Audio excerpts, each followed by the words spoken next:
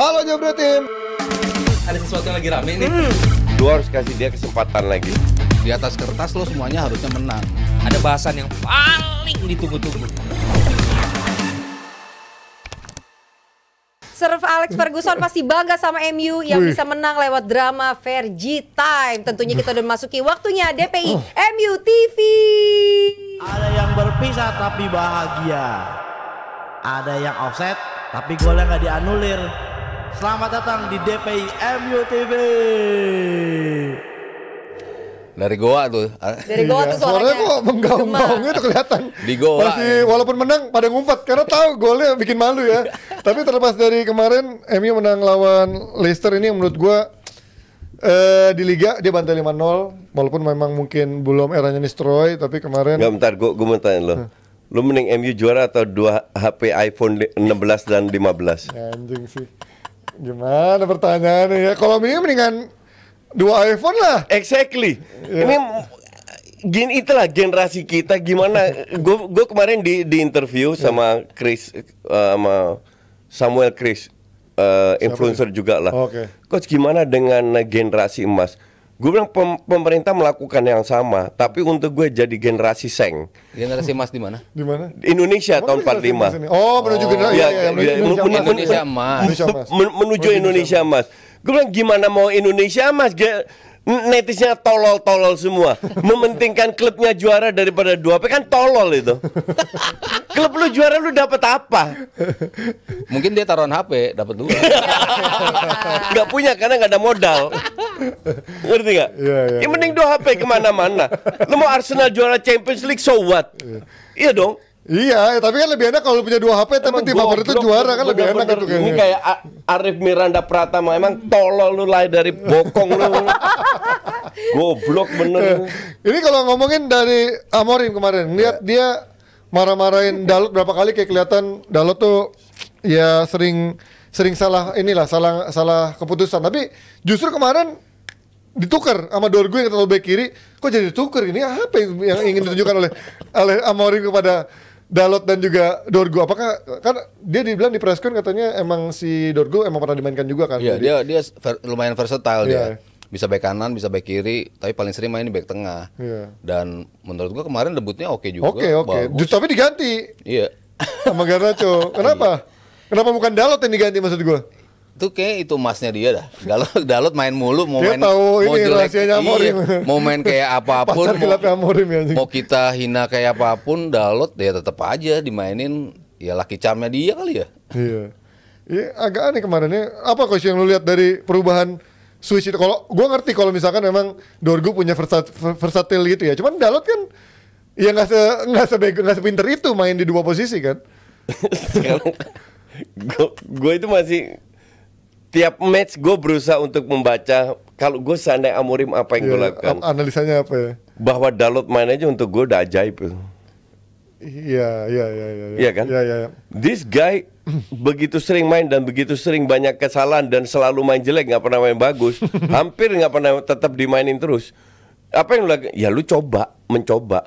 Salah satu yang dia coba kan Maino jadi false nine. Itu orang bingung semua juga kan. Iya. Tapi lu sebagai pelatih kalau pemain lu yang lu andelin katro semua ya lu mencoba sebagai shock effect juga di dalam arti lu kalau nggak perform sebagai striker Zirkzee sama Højlund gue pasang orang lain.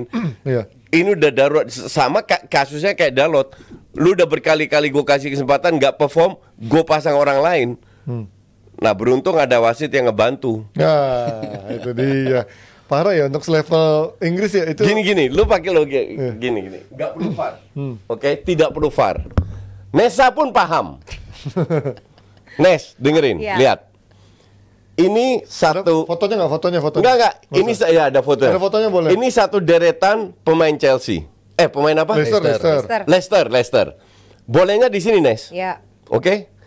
Pemain MU semua berada di depan. Tuh. itu fotonya. Ya. Ada 4 pemain lah ya. Ada 4 pemain di depan. Ini gawangnya Leicester yang sebelah kiri. Ya. Oke. Ini sebelum bola ditendang loh. Pada saat bola ditendang, ini maju ke depan. Sebelum ditendang offside, setelah ditendang offside. Lu nggak butuh VAR untuk tahu kalau ini offside, benar nggak? Iya benar, Iya, iya. benar, Iya kan? benar, jelas sih. Itu pun masih nggak dikasih. Gue kira wasit Liga 1 parah. Ini lebih parah lagi dari Liga Wasit dari wasit Liga 1. Walaupun komposisi offside dalam sebuah tendangan bebas itu sering Betul, supaya iya. Ngeganggu Iya, yang dari belakang iya, masuk. iya, iya. Tapi ini yang maju justru pemain-pemain yang di posisi offside. Iya kan? Dan lu lihat Maguire dari awal udah di depan, dia ke depan cetak gol masih nggak offside. Gimana? Ini nggak perlu VAR, bener nggak perlu VAR. Makanya gue tweet kan, Ya, ini ternyata amplop dari Manchester tebel-tebel juga ya, nggak biru nggak merah ya. Menit 93. Financial fair play ini. Tapi kalau ngomongin dari permainan sendiri, ini kan sampai dia sekarang harus berkali-kali mencoba karena udah nggak ada Rashford juga, nggak ada Anthony juga, berkali-kali mencoba akhirnya memperingkan Zirkzee dan Højlund di satu lapangan dan akhirnya kemarin ya Tapi jadi works, gol kemarin tapi kan. works. Ya tapi kan keseimbangan nggak ada Mas gitu kan. Works apaan Mas? Golnya cuma satu itu dari dia. Ini kan masa Coba ini. Semua coba eksperimen, terus. iya masa eksperimen. Tapi kemarin termasuk yang bagus dong mainnya Zirkzee lo bilang. Kalau gue bilang iya. Iya lumayan, Iya, lumayan. bagus tapi untuk bagus untuk level level Zirkzee. untuk level peringkat 14 ya Iya, lumayan. gitu. iya, betul. Gitu. Lumayan bagus ya, link up play-nya dia tuh ngikut gitu kan, terus jadi defender terakhirnya yang defender pertamanya dia juga selalu coba untuk tackle untuk jangan sampai ada transisi.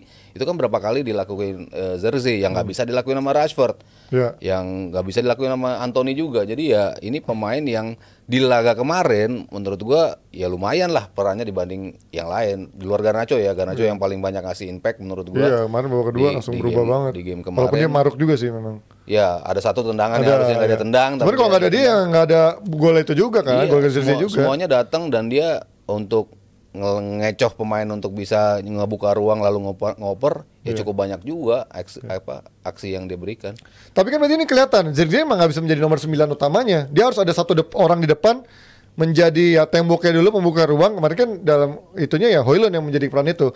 Zirkzee hanya menjadi tap in coach. Berarti kan memang kelihatan kalau mau dicoba sekarang dia jadi belakang striker. Betul. Bukan menjadi lagi ganti-gantian dan lagi. pernah dicoba juga kan. Pernah. Ya jadi Højlund nama dia main dia lebih turun, Højlund depan. Maka kembali sistem ini udah nggak jalan. Dengan pemainnya nggak bisa ngejalanin. Tapi kenapa dipaksa? Nah mungkin dia dapat jaminan dari manajemen MU. Lu lakukan apapun lu harus lakukan Untuk dapetin lo yang ideal lo gitu. untuk dapetin ideal lo. Kalau enggak tahun depan, musim depan lu jual setengahnya, lu gue kasih pemain lo. Jadi sama Amorim dibiarin aja. Karena ini nggak make sense gitu loh, nggak masuk akal. Lu sebagai pelatih baru boleh coba, ya kan? Karena pemainnya bukan pemain lu, Betul. lu mencoba-coba memanfaatkan kualitas pemain. Ini nggak ada satu yang bisa main dengan sistem ini. Dia penasaran. Iya kan? Coba terus. Maka belakang dirotasi, tengah dirotasi, depan jutaan kali dirotasi, tetap nggak works. Terus mau apa lagi? Beli pemain. Tapi kalau ngomongin dari De Ligt nih, berapa kali dirotasi? Gue nggak ngerti.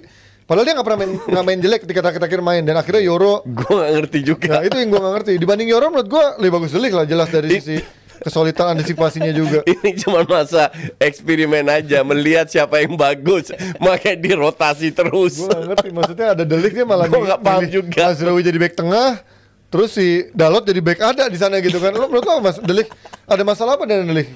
Gak tahu. Kalau De Ligt apa pada saat sehari sebelum match day dia mengalami apa atau nggak match fitnessnya nggak nyampe 100% ya nggak tahu juga apakah keputusannya seperti itu. Tapi kalau selalu kita bilang komposisi 3 yang paling bagus siapa ya tetap harus ada De Ligt di situ kan. Iya.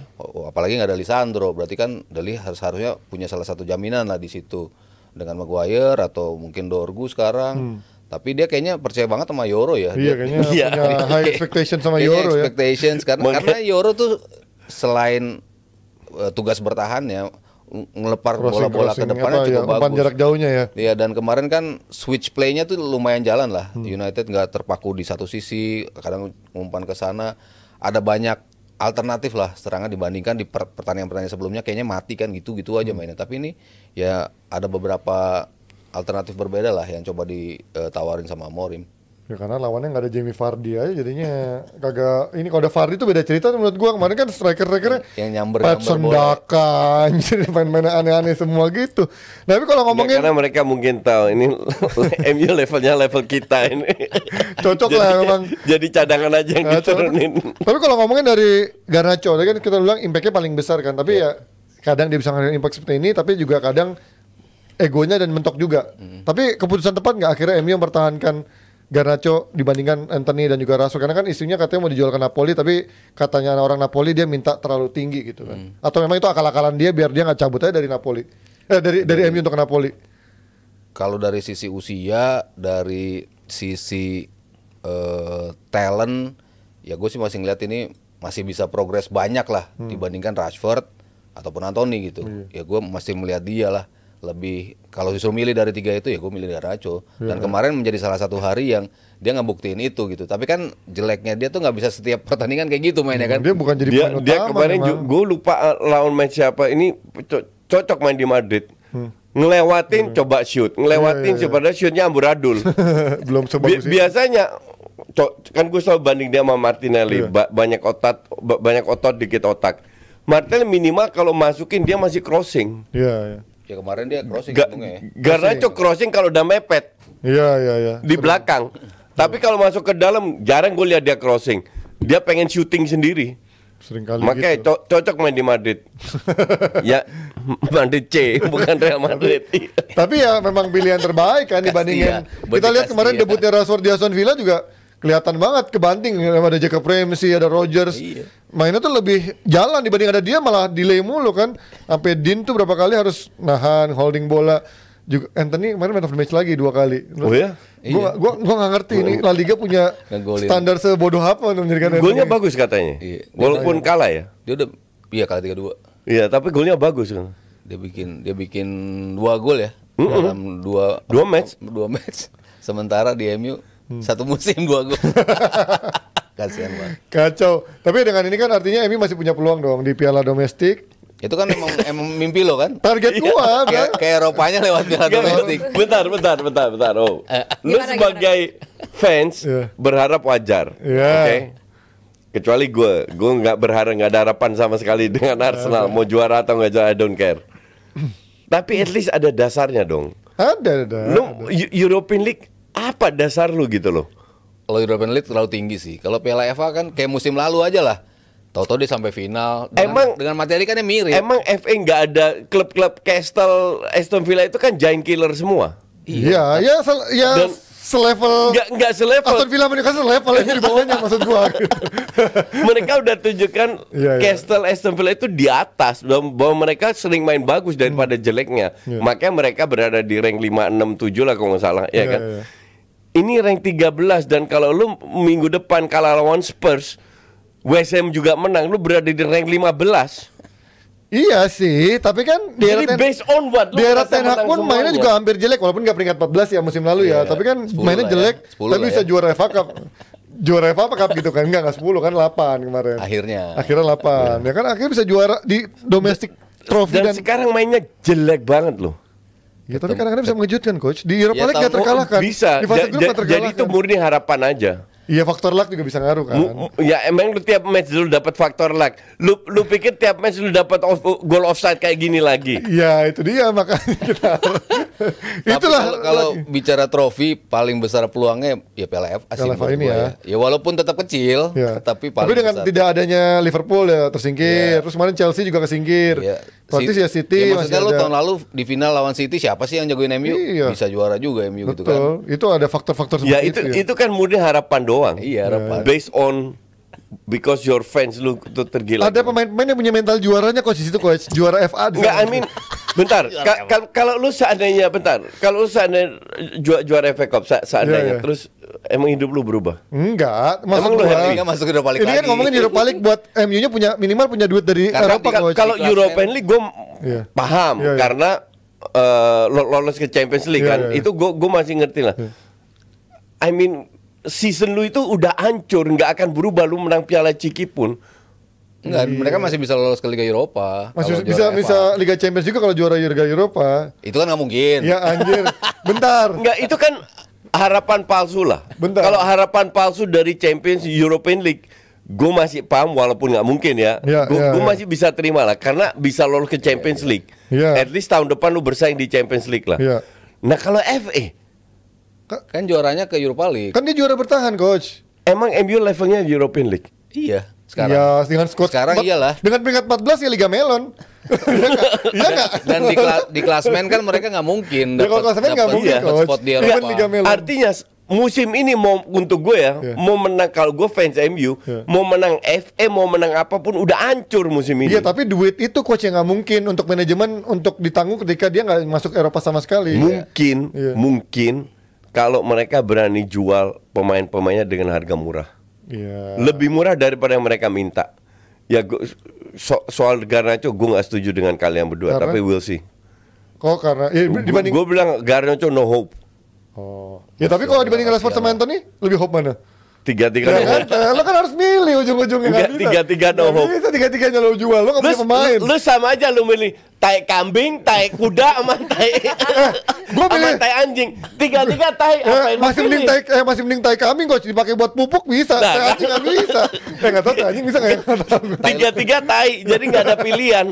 Tai, buset. Oke, kita pindah dari MU. Ada apa lagi? Aduh. Satunya aduh, kopi aduh. luwak lah gitu. Iya, bisa jadi tai luwak bisa. Nah, kan jadi gue kopi. nggak kasih contoh itu. Gue nggak kasih contoh luang. Analoginya anjir. Banyak banget ya. Ini ada Raditya Budi yang nyawer 15 Australian dollar. Coach, nanti buka puasanya Bang Panji kita santap jus anggur, ham sama sosis sandwich ya. Oh, Ya Pak Panji cuma bisa melihat. Jus anggur, hamburger, sama sosis bisa semua. Bisa, sosis ayam. Sosis ayam, Bisa ya. hamburger, beef kan? Beef, Biasa.